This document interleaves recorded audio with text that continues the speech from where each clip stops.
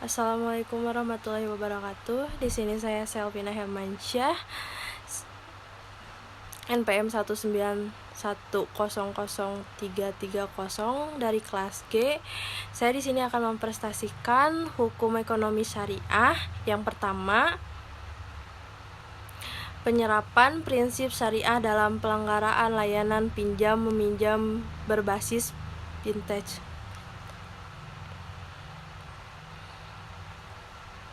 Yang pendahuluannya yaitu yang pertama, Indonesia sebagai salah satu negara dengan penduduk muslim terbesar di Asia memiliki potensi besar bermunculan platform fintech dan crowdfunding berbasis syariah bertransaksi secara syariah mempunyai berbagai kenyamanan karena karakteristik bisnis syariah yang berstandar kepada pondasi ekonomi syariah yaitu ketuhanan, keadilan, kenabian, pemerintahan, dan hasil. Yang kedua, pinjam meminjam konvensional meroket fintech lending syariah mengkor yang turun meremehkan industri ini dana syariah Investris Redika Jaya. Yang ketiga, Otoritas Jasa Keuangan OJK telah mengeluarkan peraturan OJK nomor 77 POJK 01/2016 tanggal 29 Desember 2016 tentang layanan pinjam meminjam uang berbasis teknologi informasi. Dalam peraturan tersebut disebutkan bahwa layanan pinjam meminjam uang berbasis teknologi informasi adalah penyelenggaraan layanan jasa keuangan untuk mempertemukan pemberi pinjaman dengan penerima pinjaman. Yang keempat, berdasarkan studi literatur, ada beberapa permasalahan berkaitan dengan pengembangan teknologi keuangan. 1. Perspektif fungsi fintech. Masalah yang dihadapi dalam memperbanyak fintech Islam, strategi atau dasar dalam kerangka 4. Ekosistem atau aktor. Selanjutnya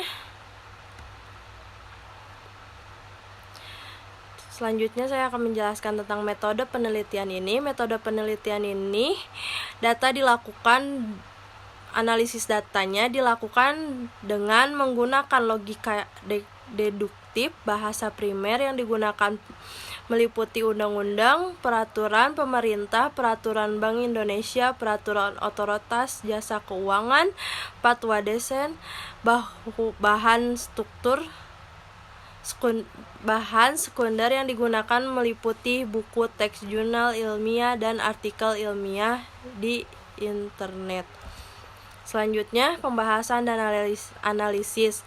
Konsep hutang piutang menurut syariah, ketentuan undang-undang hukum perdata yaitu pada pasal 1754 yang berbunyi dalam pinjam meminjam adalah suatu perjanjian dengan nama pihak yang satu memberi kepada pihak kedua suatu jumlah tertentu barang-barang.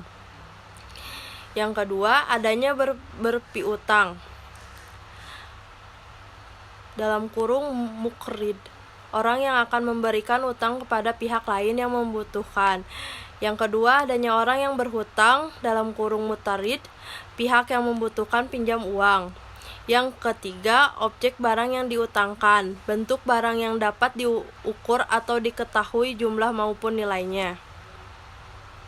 Utang piutang akan akad antara dua pihak memberi uang atau barang kepada pihak kedua untuk dimanfaatkan atau suatu perjanjian dengan mana pihak yang satu memberikan kepada pihak yang lain.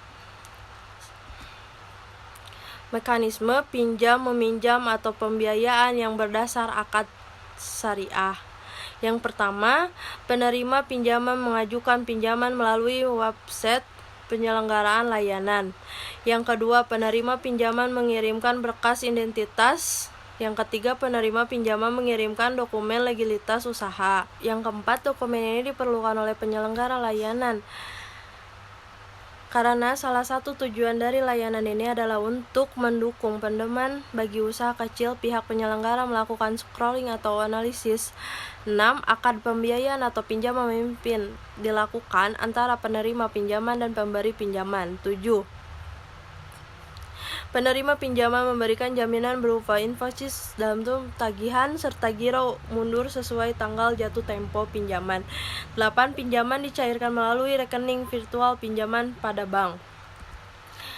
Pada pasal 21 Peraturan Mahkamah Agung Nomor 2 Tahun 2008 tentang Kompilasi Hukum Ekonomi Syariah dibagi menjadi beberapa bagian, yaitu ikhtiari dalam kurung sukarela, amanah atau menepati janji, ihtiyati atau kehati-hatian, luzum atau tidak berubah, saling menguntungkan, taswiyah atau kesetaraan, transparansi, taisir atau kemudahan, sebab yang halal, itikdat baik. Penerapan prinsip pinjam meminjam pada syariah. Penyelenggaraan layanan pinjam meminjam berbasis teknologi informasi yang mempengaruhi akad syariah memberikan beberapa pihak kepada para pengguna layanan, baik itu pinjaman maupun pihak yang memberikan pinjaman. Dibagi menjadi dua, yaitu skema akad. Skema akad yang diterapkan oleh penyelenggara layanan berbeda-beda tergantung dengan skema dan kebutuhan penerima pinjaman. Dengan demikian, skema akad yang diterima penyelenggara layanan antara lain akad wakalah bil ujrah dan akad masyarakat. Kesimpulan dari PPT ini, utang piutang akad antara dua belah pihak, pemberi uang dan barang, maksime pinjam meminjam, skema akad. Sekian dari presentasi saya. Assalamualaikum warahmatullahi wabarakatuh.